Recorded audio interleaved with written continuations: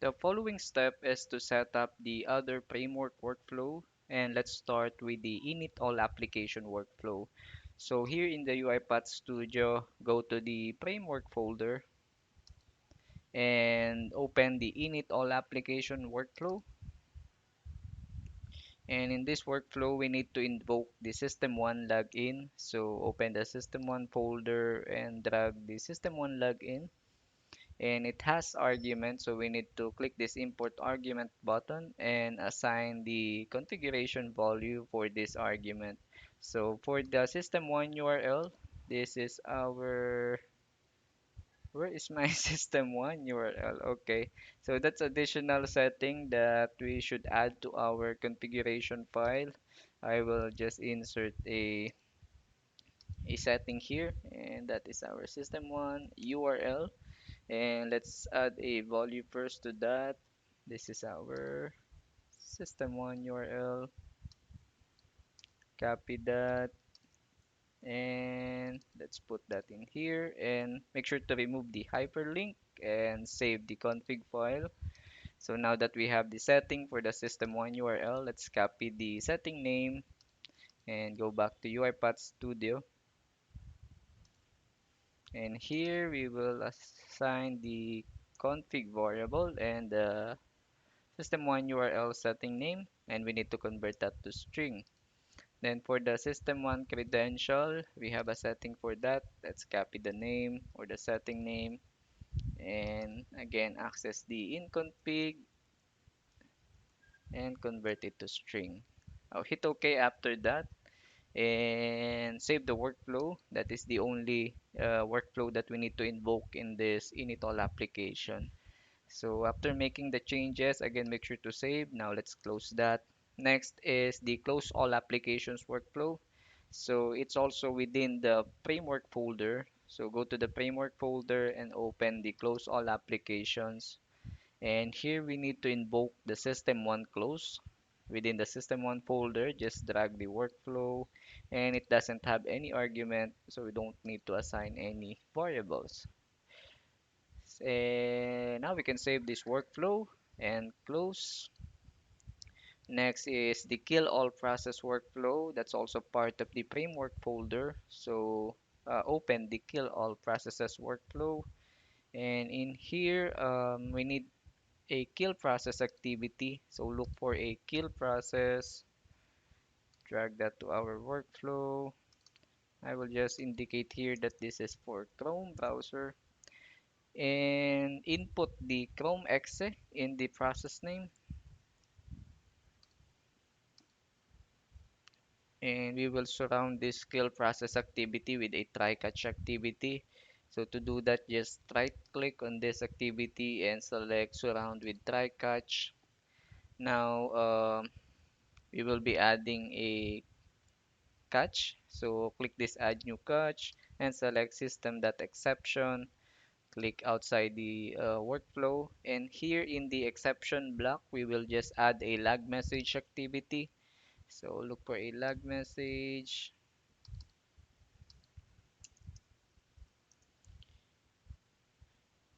and for the lag level I will select error lag level, or maybe we can just use warning lag level since it would not affect our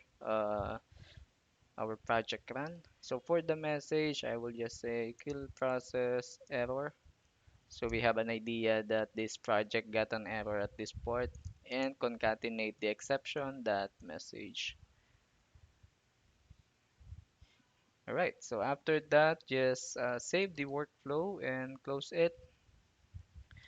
And the next step is I would advise and recommend to also add a cleanup sequence because in this project we are creating folders to store the reports, and it's a good practice that we make sure that before we start the project run that folder is deleted in our directory.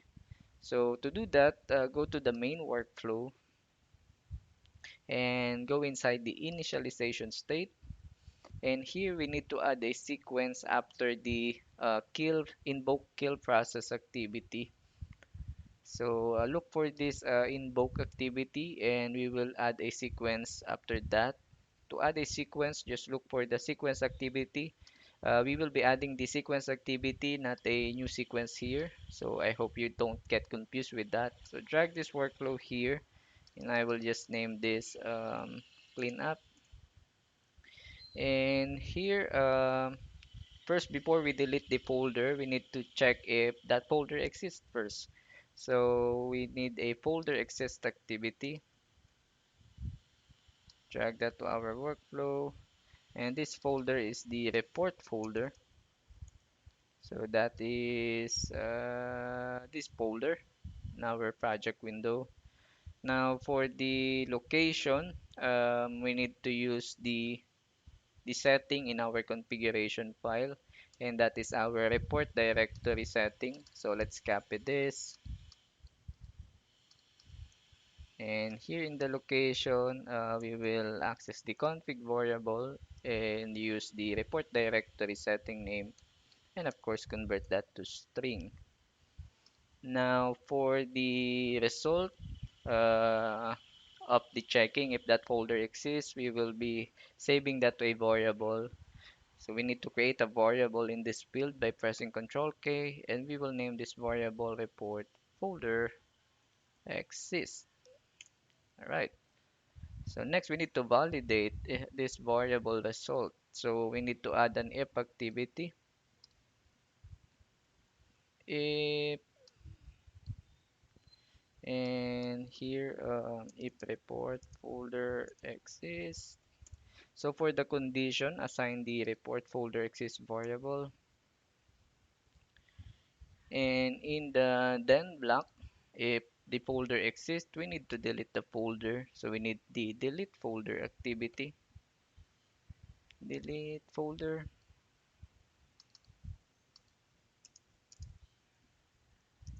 And for the location, we can just copy the folder path on the folder exist activity location. And that's all that we need for the cleanup sequence. Again, make sure to place that after the kill process activity. So that is our cleanup sequence in our initialization state.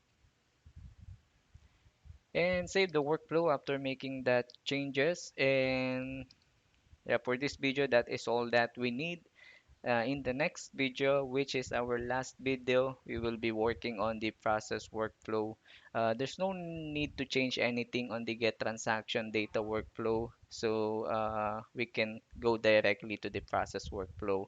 And I'll see you in the last and in the next video.